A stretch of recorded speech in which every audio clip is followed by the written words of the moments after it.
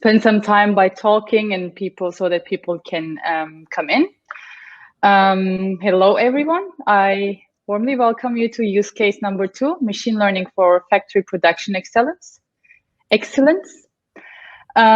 Before we go into the introductions, I have 2 things that I would like to draw your attention to.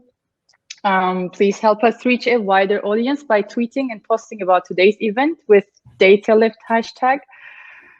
And for your questions to Edith, please feel free to type them to the chat. So it's on the right-hand side on the session tab and on the chat, so I can direct them to her.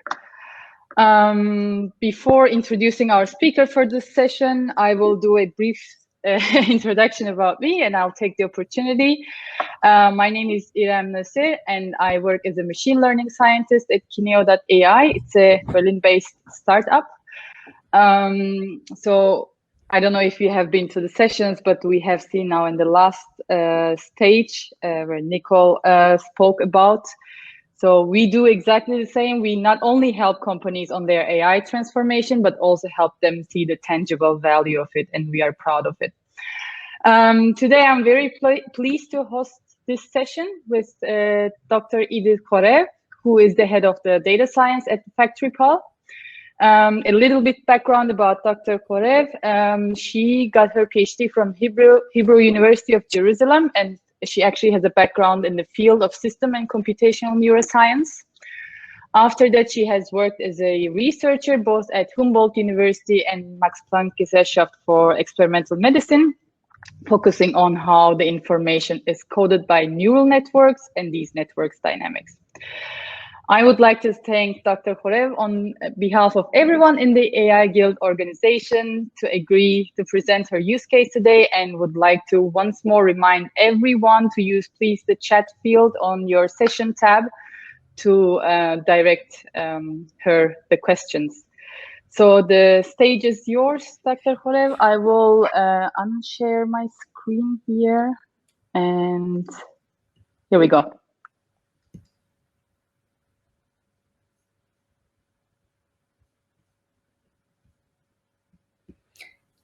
So thank you, Irem, for the nice introduction.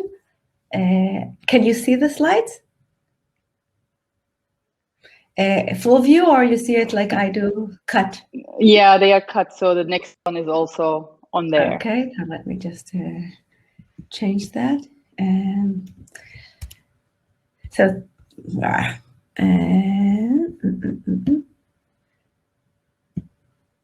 Okay, so thank you, Irem, for the nice introduction, and thank you everybody for joining us today. I'm gonna take you a bit into the journey of FactoryPal, trying to bring excellence to the production. So FactoryPal, we are a corporate startup. What does it mean, a corporate startup? So we belong to the Chorev group. Chorev is basically a group of many companies in the domain of machine building. So they build machines. And Chorev has another company in that group called Chorev Digital. Chorev Digital is basically helping the other groups to digitize. And it's also a venture company building companies in the space of IIoT and production. So FactoryPal, we are a software as a service startup in the IIoT4 domain. We were officially founded in September, so quite fresh. Our mission in FactoryPal is to revolutionize manufacturing to improve shop floor performance by synergizing human expertise and digital intelligence. So what does it mean, human expertise? So as you can understand, being a corporate startup, we have access to the machine builders. So we have a lot of domain expertise in that field. And we're also trying to change how they work in factories in order to improve their productivity. Our focus is on 2 parts. One is bringing transparency to the manufacturing process, and the other one is increases production efficiency. Our solution has 3 pillars. The first one is the FactoryPal Live. FactoryPal Live is basically a monitoring system for what is going currently on the line. And it's also a documentation system. So it enables the operators to document anything going wrong in the production.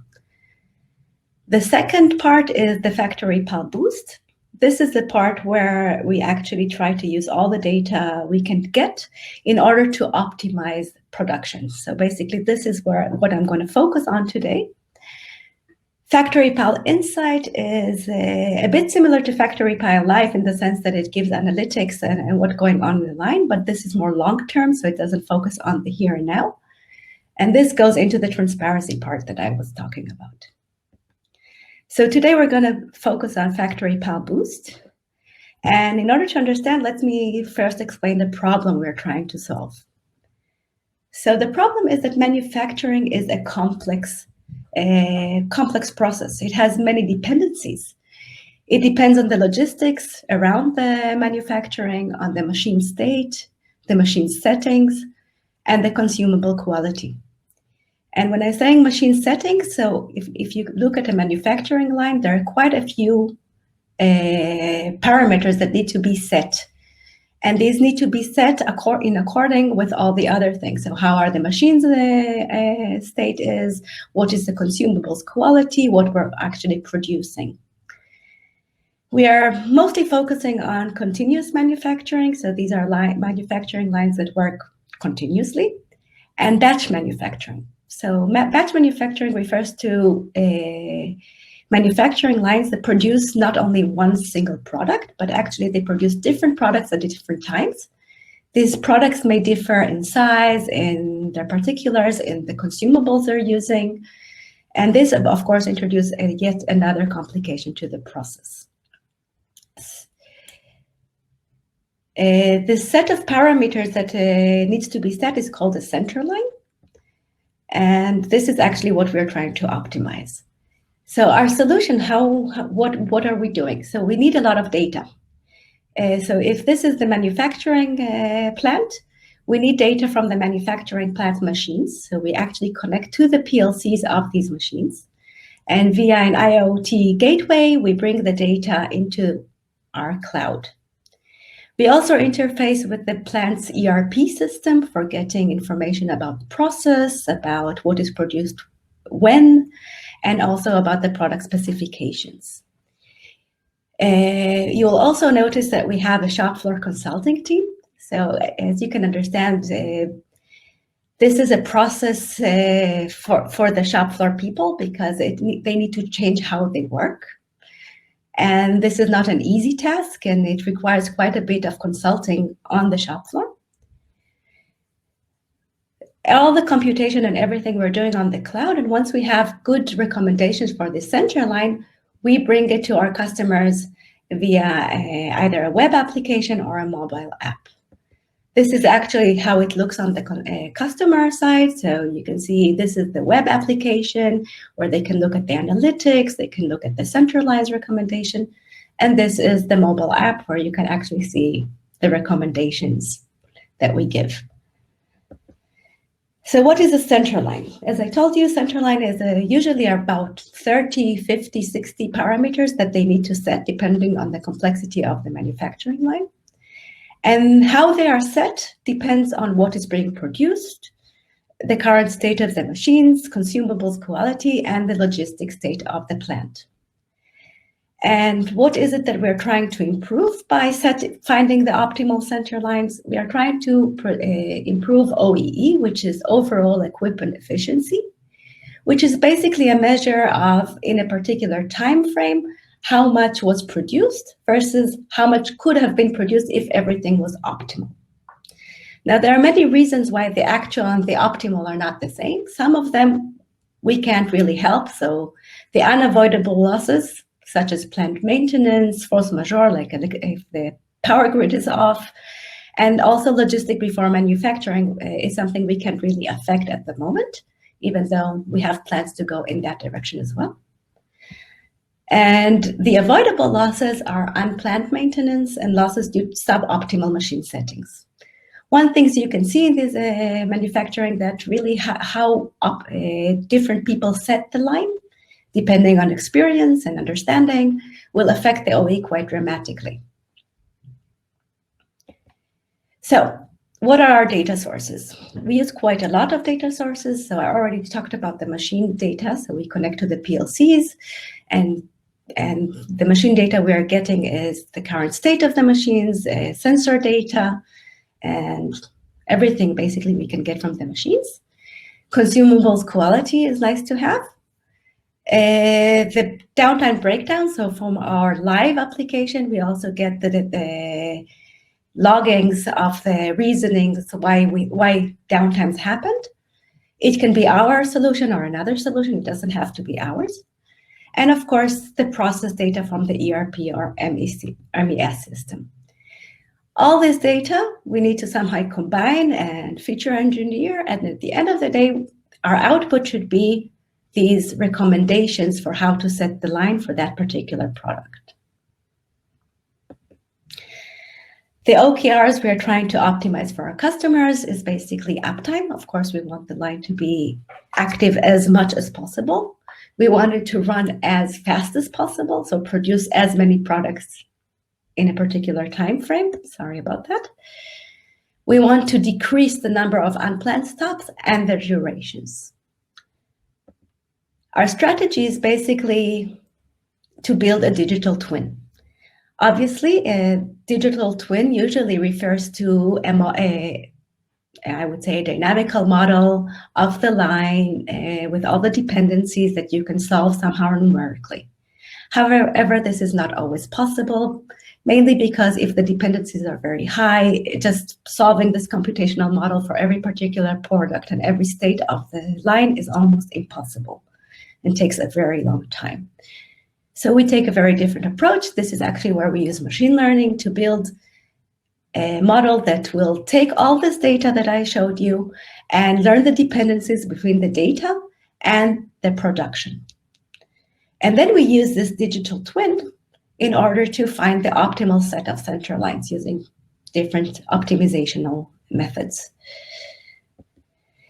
Just to show you how well we are doing, so here, these are two KPIs I talked about. So on the top is the unplanned downtimes durations versus time, and you can see that a very sharp trend showing decrease, and also on the number of unplanned stops. The red lines is the 3 months sort of limit where we start to make recommendations. So 3 months of data collections, and then we can make recommendations. What are the challenges we are facing? So seeing the last slides, you might say, okay, mission accomplished, you can go home. But sadly, we're not there yet because our current challenge is scaling. And why is it a challenge? Well, every single manufacturing line, even in the same plant, is different. It might be different in terms of the machine types. It might be different in terms of the manufacturers of the machines, meaning that we'll get different data points. And also the combinations of the machine will differ depending on what they're producing on every particular line. The other problem is also the other data sources. So every plant, every customer will have a different way of storing the data, have different format. They will store different aspects of the data, and somehow we need to deal with these changes and still be able to scale.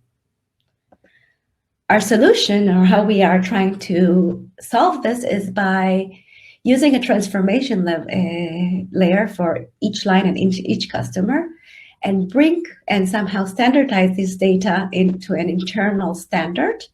And then using this standard, we can really now start talking about scaling. And what we're trying to automate is basically everything from feature engineering to feature selection, and then of course, building the models.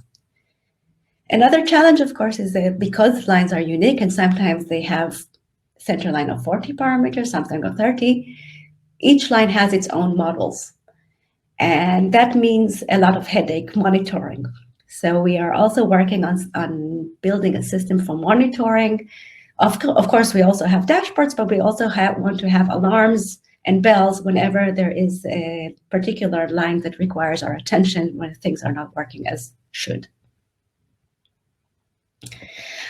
A little bit about our technical stack, because I know that usually interests people in the community very much. So from company-wide, we use AWS. We use Kafka to stream and communicate data between our different applications.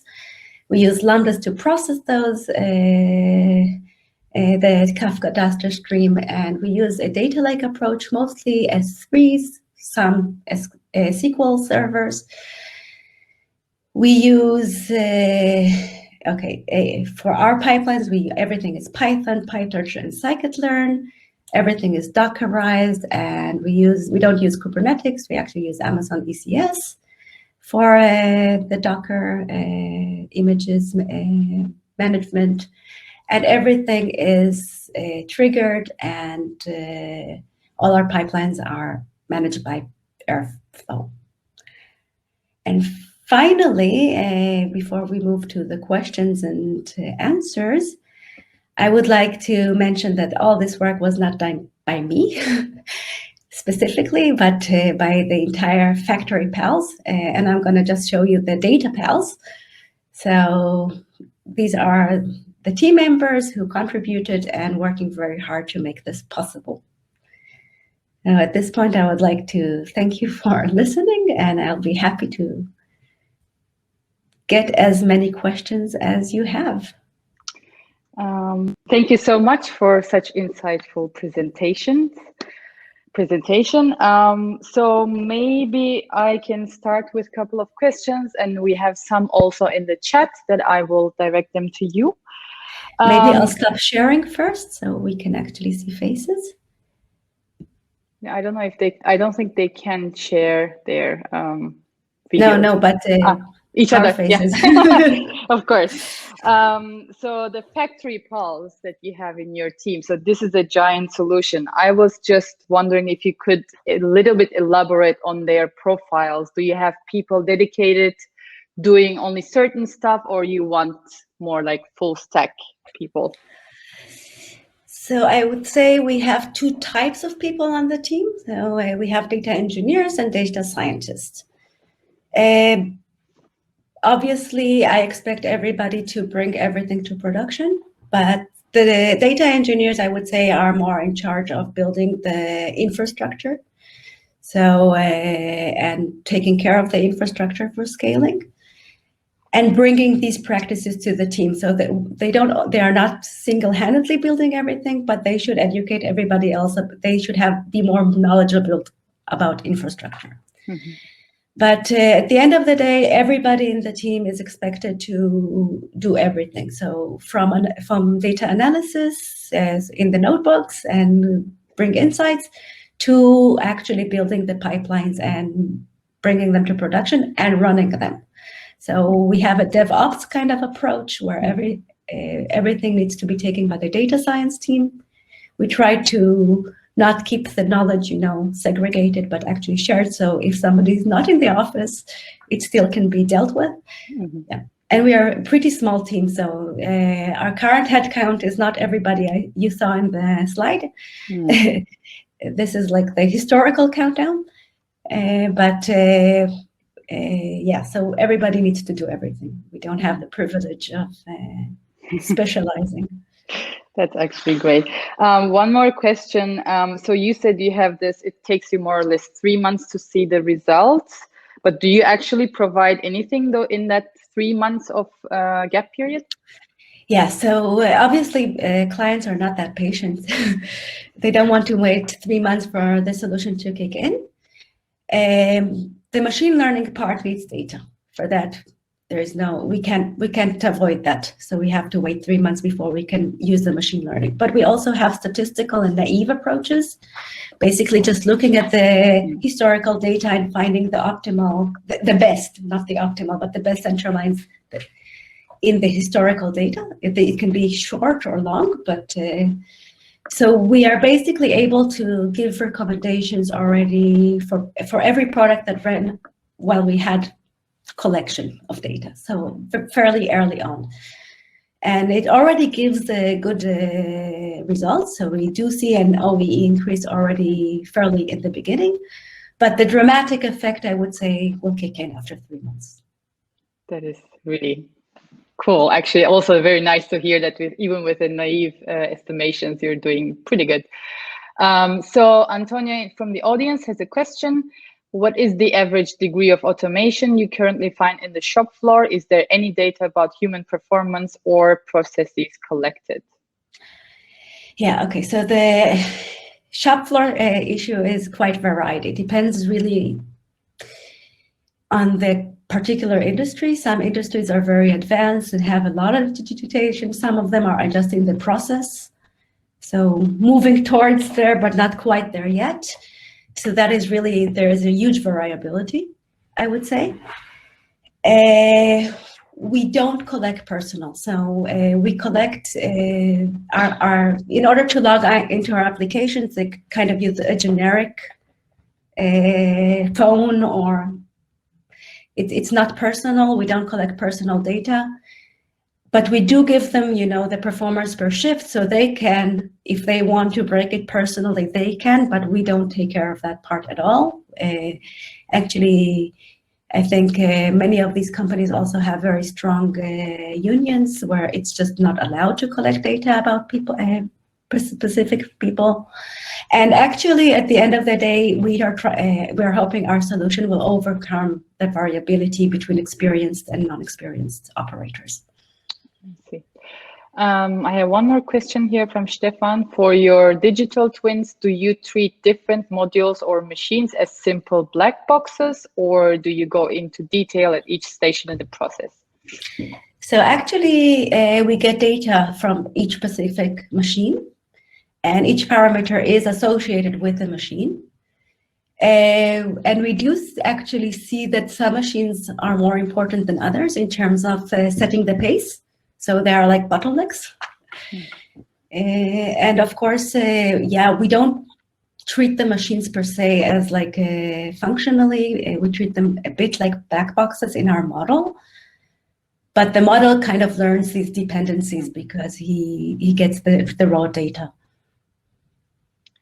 I see. One more question. Mehdi is asking, how challenging is to communicate with shop floor to collect data? It requires a huge amount of effort. So that's why we have a consulting team. So something you would not expect from a software as a service company, to have a consulting team on the ground. Like every change, it's hard. They need to be convinced, they want to see results, and obviously to see results, they have to participate. I would say it's very much driven from top down. So if the management want it, they need to motivate their workers. And if they do that, and we also work very closely with them and help them go through the transition, it works very well. So we get up to, like, I would say in the live application, we managed to bring 90% sort of logging. So all downtimes are logged and documented. And in terms of adoption of central lines, we are also reaching very high adoption rates. So though it works, but it requires effort. It's not for free. Couple more questions appearing here. It's very nice to see the interaction. So Suzy's asking, what is the data acquisition frequency supported by the solution, and can it be modified per data source on the floor? So from the ERP system, it's live. So it's the stream, right? We register to a stream usually, and we just get it as it happens. For the machine data as well, I mean, there is a very short delay until it comes to the cloud from the machine, but it's a very short delay and doesn't really affect us. So I would say 10 seconds, we can get the data. So it's very short. There are not much delays. Okay. So Antonio had one more question, but I think you already answered the first part of it, but he's also wondering, so he was wondering about the granularity of the data, and it looks like it is broadly consolidated data. Do you monitor production quality from single station data as well? This is actually something that I was also wondering. Yeah, we monitor. So production quality is something they monitor internally, but we get a read of it. So it's definitely part of the parameters going into the model. Obviously, we don't want to increase the speed and have it produce shitty quality. That will not be a good outcome for anybody. So yes, of course, the quality is very important. It's part of the data that goes into the model. So, and we're trying to optimize, obviously, for the good goods, not the bad goods. And one last question in here. So if, by the way, the audience can ask a bit more questions because we have still 4 more minutes. Jayant is asking, is cloud really feasible for large continuously running factories, for example, refineries? So obviously you need to make the cloud solution very, very stable.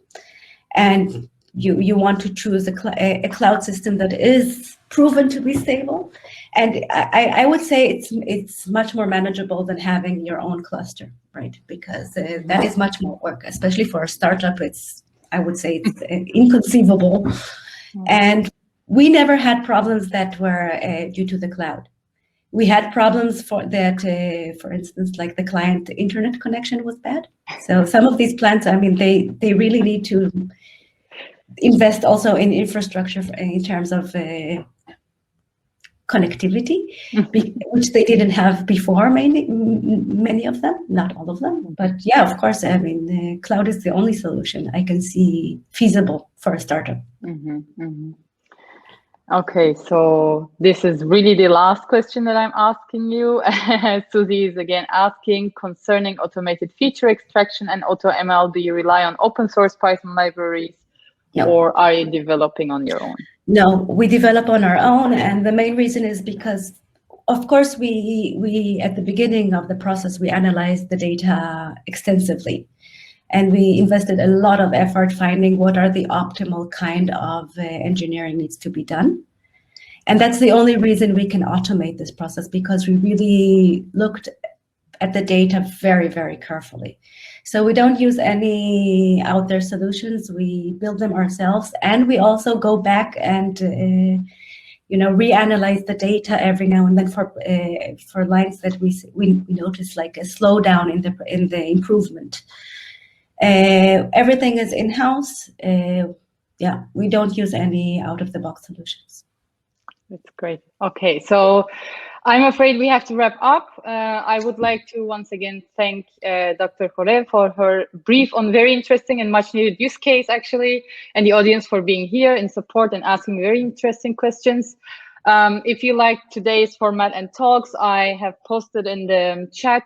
I highly encourage you to take a look at the next datalift event, and you can also register from there. So with that, I will say goodbye to you. Have a nice weekend and all stay healthy, please. Thank you, Irem. Thank you, everybody. Have a nice day. Bye. Bye.